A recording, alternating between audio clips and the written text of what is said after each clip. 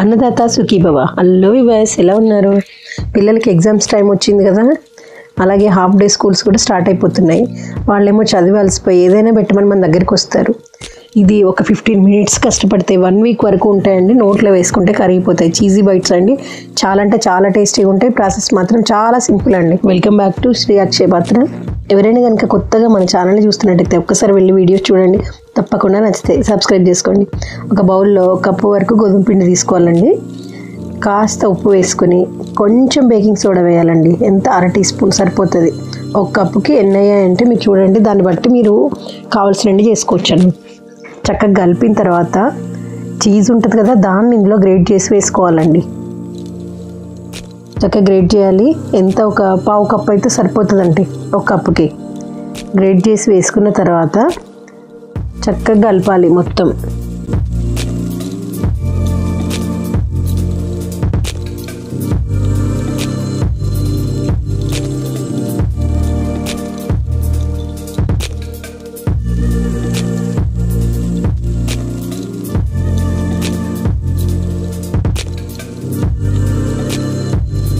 కలిసింది అన్న తర్వాత కొద్దిగా నీళ్ళు పోస్తూ తడపాలండి.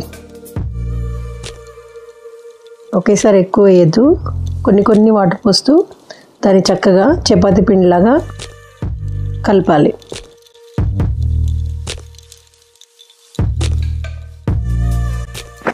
ఇలా కలిపేప్పుడు గట్టిగా ప్రెస్ చేస్తూ కలపాలి. అప్పుడే చీజ్ మొత్తం ఆ పిండికి కలిసిపోతుందండి. ఒక్క 15 మినిట్స్ వదిలేయాలండి దాన్ని.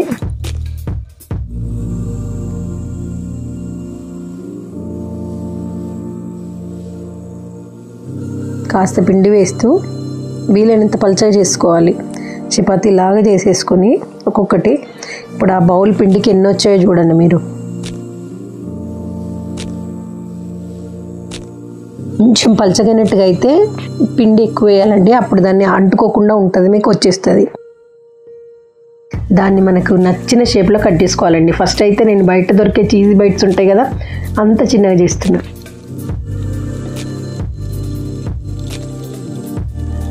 ఇలా వేస్తే అలా కరిగిపోతాయండి. ఇవైతే మీకు వేగడము తొందరగానే, నోట్లో వేయంగానే కరిగిపోతుంది.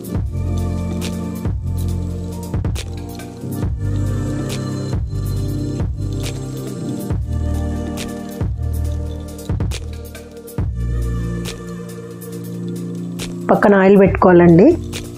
ఆయిల్ మంచి వేడవ్వాలి.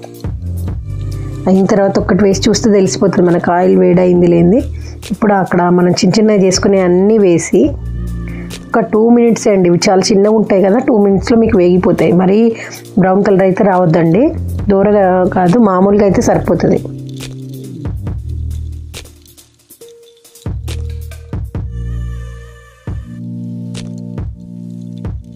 తీసి ఇంకో ప్లేట్లో వేసుకోవడమే అండి దీన్ని.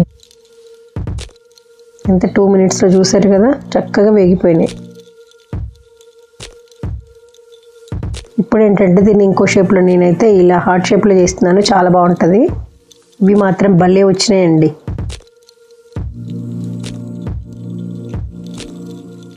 చూడడానికి బాగుంటాయి, పిల్లలు కూడా ఇష్టంగా తింటారు.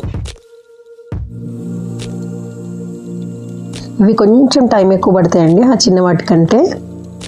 ఇలా మనకు నచ్చిన షేప్లలో చేసుకుని పెట్టుకోవాలి. చూడండి ఎంత క్రిస్పీగా అయినాయో అసలు. ఆ చిన్న వాటికైతే అలాగే తినేయొచ్చండి. కాస్త పెద్ద వాటికి మనం కావాలనుకుంటే కొంచెం మసాలా యాడ్ చేసుకోవచ్చు. నేను చిన్న పిల్లలు ఉన్నారంటే కొంచెం షుగర్ పౌడర్ చేసి పైన స్ప్రింకిల్ చేసినా కూడా చాలా బాగుంటాయి కొన్ని. ఇప్పుడు ఇందులో ఏంటంటే కొంచెం చాట్ మసాలా, కొద్దిగా కారం, కొంచెం ఉప్పు వేసుకోవాలండి. వేసుకుని ఆ వేడి మీద ఉన్నప్పుడే ఇలా కలిపి కనుక తింటే ఆహా ఏమి రుచి అండి. వీడియో నచ్చితే లైక్ చేయండి, షేర్ చేయండి, సబ్స్క్రైబ్ చేసుకోవడం మర్చిపోకండి.